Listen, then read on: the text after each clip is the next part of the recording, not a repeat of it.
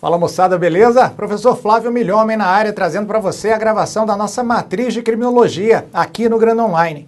Você tem a oportunidade de discutir, na realidade eu tenho a oportunidade de discutir com você que está em casa ou no celular assistindo às nossas aulas, a beleza que é a criminologia e principalmente diferenciando a criminologia da ciência penal, da dogmática penal e também da política criminal. Por meio da identificação dos elementos de estudo, do seu objeto, nós temos condições de examinar de forma completa tudo aquilo que é reiteradamente cobrado nos concursos públicos, onde a matéria criminologia é obrigatória, seja em concursos policiais, seja nos concursos de carreira jurídica para a Defensoria Pública, Magistratura ou Ministério Público. Aqui você vai encontrar todo o material necessário, material teórico e também a sua forma de aplicação e cobrança pelo examinador. Então, sem mais conversa, nós vamos continuar a tratar da criminologia, estudando, a partir de agora, as chamadas escolas criminológicas. Joga aí, Batata, por gentileza. As escolas da criminologia, e nós começamos a falar a respeito da chamada escola clássica. Olha aí, a escola clássica da criminologia, baseada no iluminismo, contrapõe-se às torturas e desrespeitos aos direitos fundamentais praticados pelo antigo regime absolutista. A pena, ela é aplicada com o fim de retribuição do mal. Eu quero que você grave essa expressão aqui, ó, vou utilizar a canetinha chamadora de atenção do Milhomem. O retribucionismo. Retribucionismo é a característica da escola criminológica clássica, o retribucionismo. A pena deve ser proporcional ao delito, certa, conhecida e justa. Vem cá, por gentileza, Batatinha na 2, muito bem. Quando eu falo em escola clássica da criminologia, eu faço uma referência ao período do iluminismo italiano, especificamente numa obra do chamado Marquês de Beccaria, Cesare Bonessana, que no final do século XVIII, em Milão, trouxe um grau de racionalismo para a aplicação do direito penal, fazendo com que necessariamente se adotasse um critério de proporcionalidade e uma racionalização e humanização da utilização do poder punitivo do Estado. Dessa maneira, limitando o poder do absoluto, do rei, do monarca. Foi Cesare Beccaria que trouxe aquilo que hoje nós conhecemos como direitos fundamentais do acusado ou garantias processuais do acusado, como, por exemplo, a impossibilidade de que a pena ultrapasse a pessoa do responsável pela prática delitiva, e, desculpem, e que essa pena também seja aplicada na medida da culpabilidade do agente, ou seja, na medida do grau de censurabilidade da conduta desse delinquente. Quem nunca teve a oportunidade e quer conhecer, leia Dos Delitos e das Penas de Cesare Beccaria, confundindo-se, portanto, com a escola clássica da criminologia. Logo, é importante que você também se recorde que a característica primordial dessa forma de pensamento, dessa escola de pensamento criminológico, a escola clássica, é a finalidade do direito punitivo como tal para retribuir o mal causado ao autor do delito em face daquele outro mal recíproco que causara esse delinquente contra a vítima. A pena como retribuição do mal, ou como eventualmente você vai poder encontrar, seja na literatura, seja nas provas, como forma de expiação. Como é que é, professor? Joga na tela aí, Batata, por gentileza. Expiação. Vou até trocar nossa canetinha. A pena como forma de expiação. Olha só, a retribuição do mal com o mal. Muito bem, dando sequência à análise das escolas criminológicas, nós passamos então à escola neoclássica. Olha aí quais são as características da escola neoclássica. O poder dissuasório do ordenamento do sistema penal, ele está atrelado muito menos à pena e mais ao funcionamento do sistema normativo e como ele é percebido pelo delinquente em potencial. Vem cá comigo, por gentileza, na 1, Batatinha. Quando eu falo na escola neoclássica, eu estou me referindo à adesão que deve ter o corpo social àquele conjunto de regras que integra o ordenamento jurídico. Basicamente, o ordenamento jurídico é um conjunto de normas que visam a definir um padrão de comportamento. Daí porque se falar em controle social normativo, institucionalizado, formal, é o controle social realizado por meio da legislação. E a adesão voluntária àquele padrão de comportamento é justamente o objeto de análise da escola neoclássica da criminologia. A pena, portanto, o direito penal, portanto, ou o sistema penal de uma forma integrada, ele visa muito mais a captação da vontade do ente comunitário, da pessoa que integra uma determinada sociedade ou corpo social, e, portanto, sustentando a necessidade de adesão àquele conjunto de regras, àquele sistema normativo para que se garanta uma vida harmoniosa em comunidade. Logo, a função do sistema criminal ou a utilização do poder punitivo do Estado não é meramente a busca pela retribuição do mal causado com a prática criminosa, como nós vimos na escola clássica, mas sim a adesão do cidadão, a adesão do povo àquele conjunto de valores representados pelo ordenamento jurídico. É uma questão interessante porque o que se busca é conformação social, é se evitar comportamentos desviantes. Porque a partir do momento em que eu garanto a adesão a um sistema, a um conjunto de valores que foi escolhido pelo Estado e pelo legislador, fica fácil escolher ou identificar quem são aquelas pessoas que não a adotam e que, por conseguinte, adotam um comportamento desviante, merecendo a atenção do poder punitivo e a aplicação da sanção penal. Beleza? Joga na tela aí, Batata. Muito bem, falamos sobre a escola clássica, falamos sobre a escola neoclássica e agora vamos analisar uma questãozinha cobrada no ano de 2017 no concurso para defensor público federal. Olha só, a respeito do conceito e dos objetos da criminologia, julgue o item a seguir. Para a escola clássica, o modelo ideal de prevenção do delito ou do desvio é o que se preocupa com a pena e seu rigor, compreendendo-a como um mecanismo intimidatório. Já para a escola neoclássica, mais eficaz que o rigor das penas, é o foco no correto funcionamento do sistema legal e em como esse sistema é percebido pelo desviante ou pelo delinquente. É certo ou é errado? Você, como acabou de prestar bastante atenção nessa distinção que nós fazemos e fizemos entre a escola clássica e a escola neoclássica, vai obviamente marcar a resposta como certa, verdadeira. Vem cá comigo na 1, por gentileza, Batatinha. Escola clássica, retribuição, expiação, o mal pelo mal, a aplicação da pena como fim último do sistema.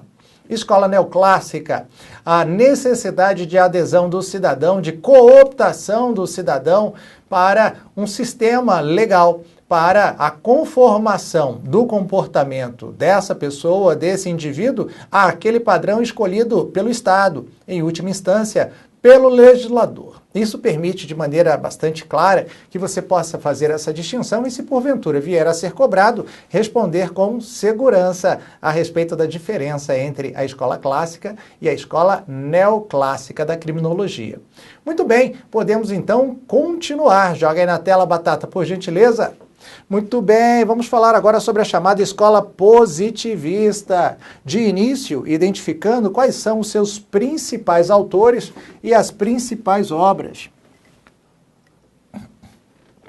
Ao se falar da escola positivista, e nós já tivemos a oportunidade de conversar a respeito dela no nosso curso de criminologia, necessariamente devemos fazer referência a três grandes autores italianos: Cesare Lombroso, que traz a chamada antropologia da criminologia, ou institui ou cria a chamada fase antropológica da criminologia, com o livro O Homem Delinquente. Depois eu tenho Rafael Garofalo, que é apontado como um dos pais da criminologia, e Enrico Ferri, que trata da sociologia criminal, o livro Sociologia Criminale. Muito bem, professor. Dentre esses aí, qual que o senhor gostaria de destacar? Desculpem. Ordinariamente é lombroso. Vem cá comigo na Batatinha. Ordinariamente é lombroso quem é apontado como um representante destacado dessa fase da criminologia positivista, da escola positivista da criminologia. Por quê? Porque foi Lombroso que criou o conceito de homem delinquente ou criminoso nato.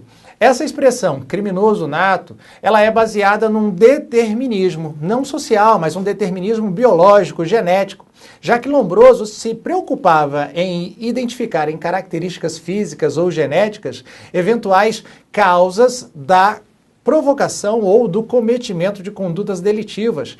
Assim, por exemplo, o cidadão que tinha uma cabeça em formato triangular era propenso ou estava certo que seria um criminoso contra o patrimônio. Aquele indivíduo, como você já teve a oportunidade de ver em série cômica na TV aberta, que tinha olhos juntos, né? Ah, fulano tem olho junto.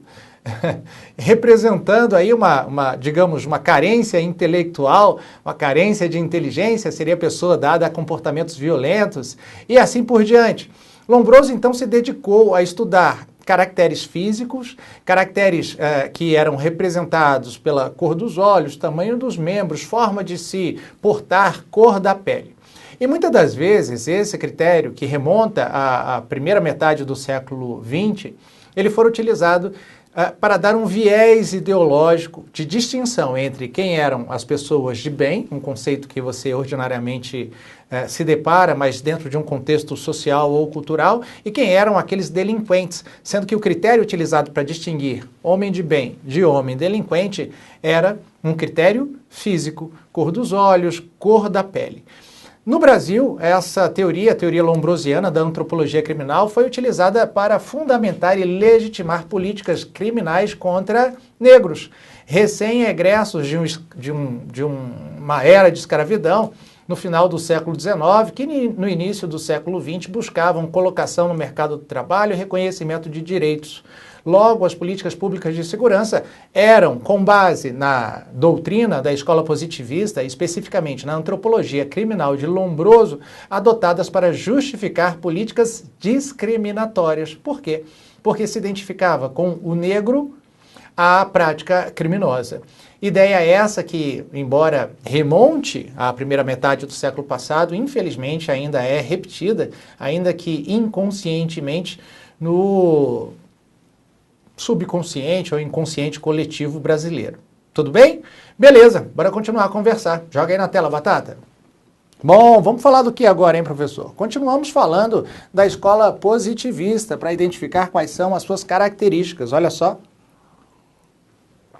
A criminalidade é considerada um fenômeno natural causalmente determinado. A pena não deve ser aplicada com o fim de retribuição, mas sim em razão da periculosidade do delinquente como instrumento de defesa social. Eu quero chamar a sua atenção para essa característica apontada como identificadora da chamada escola positivista. Qual que é? A periculosidade do delinquente. A periculosidade do delinquente. Vem cá comigo na 2, por gentileza, Batatinha.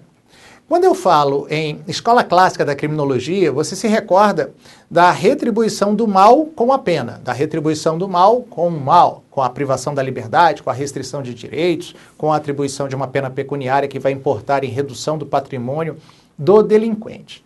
Quando, no entanto, eu falo em escola positivista da criminologia, o critério adotado não é um critério retributivo, ele é um critério preventivo. É um critério que se baseia num juízo de periculosidade, ou seja, qual o mal que aquele indivíduo pode vir a cometer num futuro incerto. Sendo que, para a escola positivista, se alguém detém determinadas características, certamente ele cometerá um crime. Essa forma de pensamento criminológico trazia a possibilidade de definições de regras muito abstratas, muito genéricas, que impossibilitavam trazer a certeza de quais situações eram efetivamente situações consideradas socialmente adequadas e quais eram aquelas que representavam comportamentos desviantes. Então, escola positivista da criminologia ou criminologia positivista, baseado, ao contrário da escola clássica, num juízo de prevenção social e não de retribuição. Beleza pura? Joga a volta para a tela aí, Batata, por gentileza. Muito bem, professor. Vamos dar uma olhada agora numa questãozinha. Que coisa boa. Questãozinha cobrada no ano de 2017. A banca examinadora, a Fundação Carlos Chagas, FCC. E o concurso para defensor público substituto da Defensoria Pública do Estado de Santa Catarina. E a questão é justamente sobre a criminologia positivista. Letra A. Ficou consagrada nos Estados Unidos com a obra Delinquent Boys, de Albert Cohen. Letra B. Foi a primeira manifestação de ruptura com a criminologia do consenso do iluminismo. Letra C. A despeito da metodologia correta, os resultados de Lombroso não foram corretos. Letra D. Sua recepção no Brasil teve ressonância principalmente nos estudos das tribos indígenas e suas relações criminosas. E letra E, no Brasil, seu desenvolvimento reforçou cientificamente o racismo. Vem cá comigo na 1, por gentileza, Batatinha. Além da influência da criminologia positivista no Brasil, nós podemos validamente também trazer para uma análise histórica a influência dessa mesma escola de pensamento, a escola positivista da criminologia, na República Nacional Socialista do Terceiro Reich, na Alemanha. Você sabe que com a ascensão ao poder do nazismo também se trouxe junto a ideia de raça superior ou de superioridade ética, fazendo-se com que se adotasse como política pública, política do Estado, a eliminação de todos aqueles que representavam impurezas, sendo que o alvo principal na República Nacional Socialista do Terceiro Reich, na década de 40 do século passado, foram os judeus. Claro, não só os judeus, mas ciganos, homossexuais, pessoas que eram portadoras de necessidades especiais. Todos foram reunidos e levados num programa político mesmo, um programa público de eliminação a campos de concentração, eufemisticamente chamados de campos de trabalho, onde eram eliminados a bala ou, eventualmente, por meio das câmaras de gás. Então, para que você possa contextualizar a importância da escola positivista e quais foram os danos causados pela adoção dessa linha de pensamento, eu trago para você 2 exemplos. O reforço científico do racismo no Brasil e também a política de eliminação, o Holocausto, que representa uma das marcas mais tristes da história da humanidade, na história recente ou na história como um todo. Muito bem. Com base nessas informações, você tem condições, então, de responder de forma adequada qual a resposta correta para a questão. Volta lá, Batatinha, por gentileza. 2017, Fundação Carlos Chagas, sobre a criminologia positivista. Letra E. No Brasil, seu desenvolvimento reforçou cientificamente o racismo. Por quê? Porque associava a cor da pele a tendência ou a certeza de eventual prática criminosa. Só para comentar aqui a letra A, nós temos que o examinador trouxe uma obra, essa obra aqui, ó, Delinquent Boys, de Albert Cohen.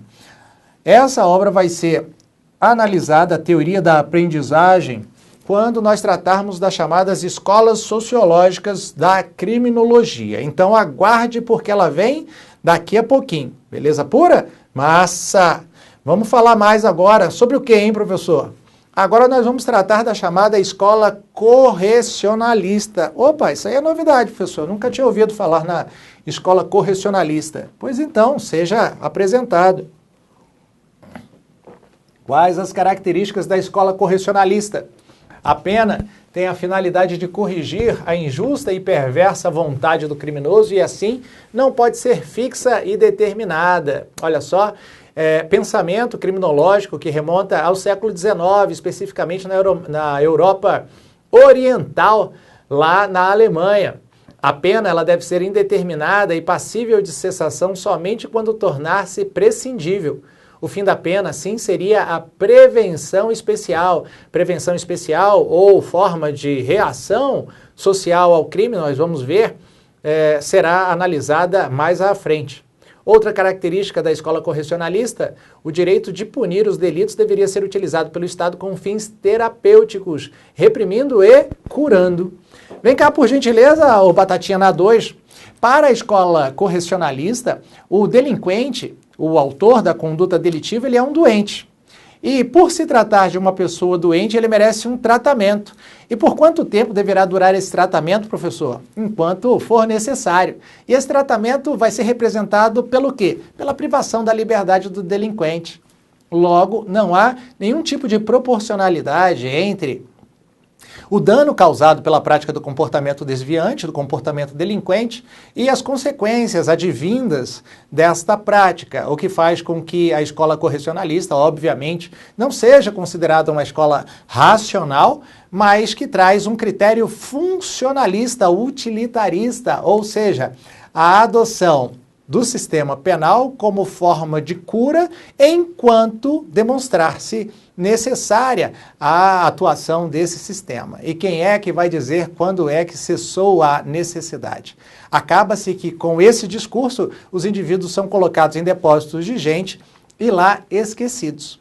Tudo bem? Beleza? Escola correcionalista. Pena como cura. Lembra do Sylvester Stallone? Como é que é, Batata, aquele filme? Batata tá gritando de lá, professor, cobra 2. Se você é a doença, eu sou a cura. Ah, rapaz, tá pensando o quê? Stallone é a escola correcionalista da criminologia. Joga na tela aí, por gentileza, Batata. Muito bem. Agora vamos falar sobre uma outra escola criminológica, que é a chamada escola técnico-jurídica. Para a escola técnico-jurídica de Alfredo Rocco, outro criminólogo estudioso italiano, a ciência penal ela deve adquirir autonomia em relação a qualquer outra ciência de natureza social, possuindo, portanto, metodologia e objetos próprios. Assim, o direito penal é aquele que é expresso em lei e o seu estudo é dividido em 3 partes: a exegese, a dogmática e a crítica. Olha, eu já ouvi falar isso, hein, professor? A exegese da lei, a dogmática penal, né? Em que consiste a exegese? É especificamente a interpretação, é a busca pelo sentido das disposições do ordenamento jurídico.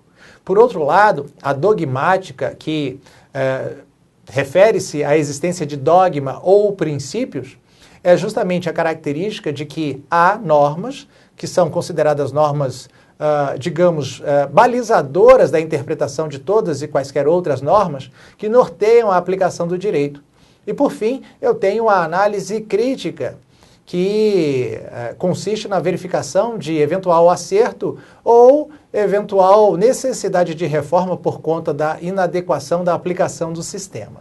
Logo, essa é a chamada escola técnico-jurídica.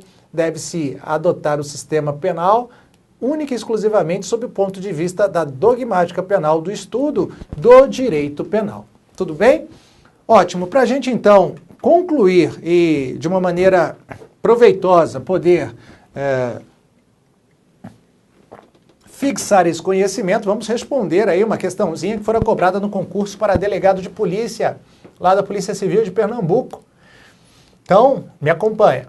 Os objetos de investigação da criminologia incluem o delito, o infrator, a vítima e o controle social. O examinador não está perguntando, ele está afirmando, e obviamente, de maneira correta.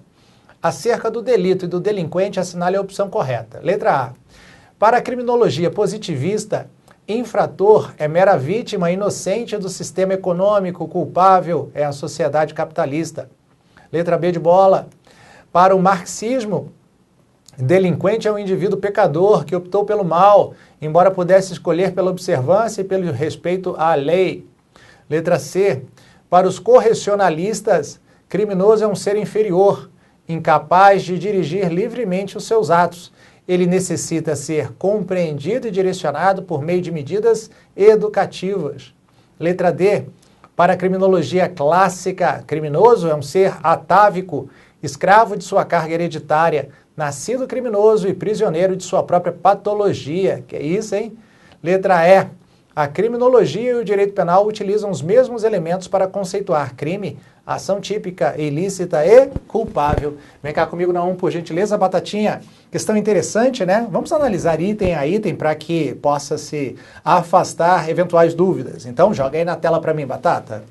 Bom, primeiro, para a criminologia positivista, o infrator é mera vítima inocente do sistema econômico, culpável é a sociedade capitalista. Vem cá comigo na 2, Batatinha.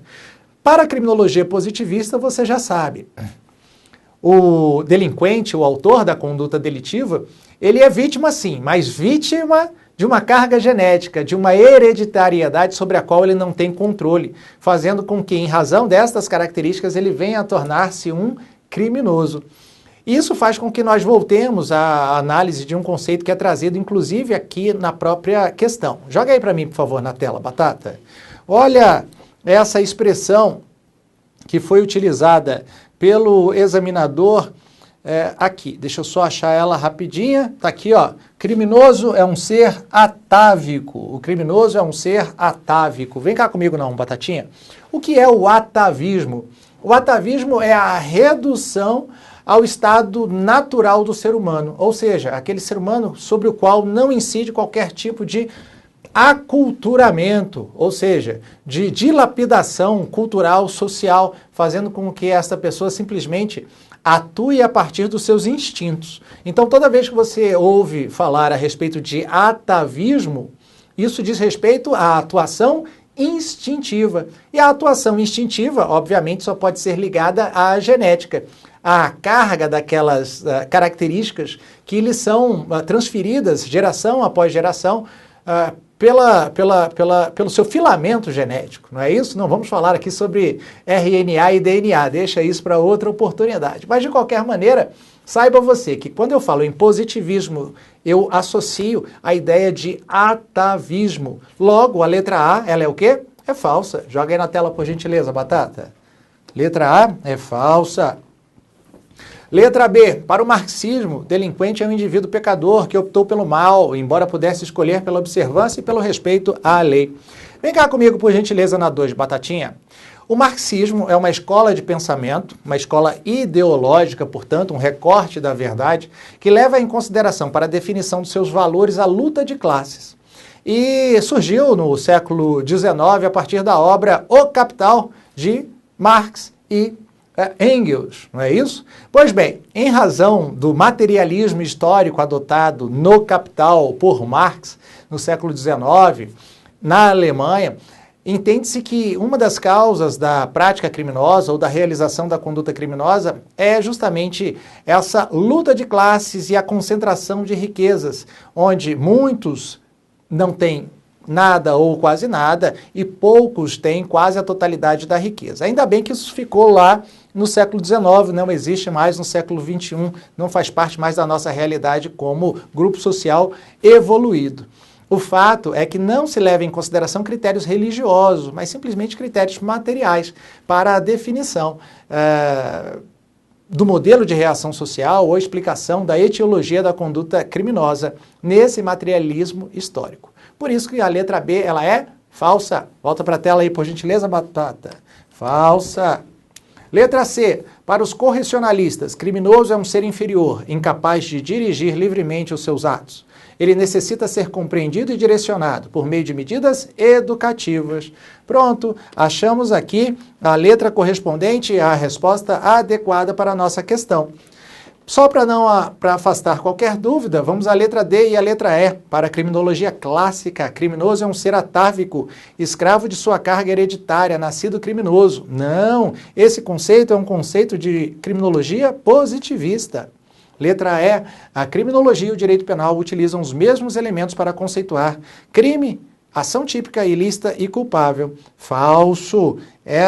Esses elementos, 1, 2 e 3, são elementos que constituem aquilo que nós conhecemos como conceito analítico de crime próprio do direito penal e não da criminologia. Vem cá comigo na 1, Batatinha. Meu querido, minha querida, eu espero que você esteja gostando. Continuamos com toda a força, aquela disposição, gravando a nossa matriz de criminologia. E não se esqueça, se deu certo para mim, vai dar certo para você. Valeu,